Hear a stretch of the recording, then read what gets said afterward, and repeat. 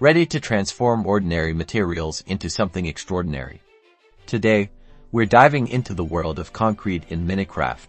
First, you'll need the key ingredients: sand, gravel, and dye. Any color dye will work, so choose your favorite. You'll need 4 blocks of sand, 4 blocks of gravel, and 1 dye to make a concrete powder. Now, head over to your crafting table, place the 4 sand blocks and 4 gravel blocks in any order, filling the crafting grid, and add your dye in the remaining slot. This will create 8 blocks of concrete powder. Next, place the concrete powder blocks wherever you want your concrete to be. Be careful, as these are affected by gravity and will fall if there is nothing beneath them. The magic happens when the concrete powder comes into contact with water, whether it's a flowing river, a still lake, or even just a splash from a bucket. The powder will instantly transform into solid, durable concrete.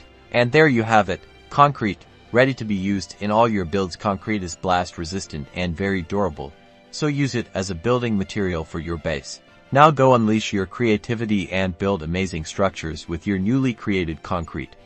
Be sure to like and subscribe for more Minecraft tips and tricks.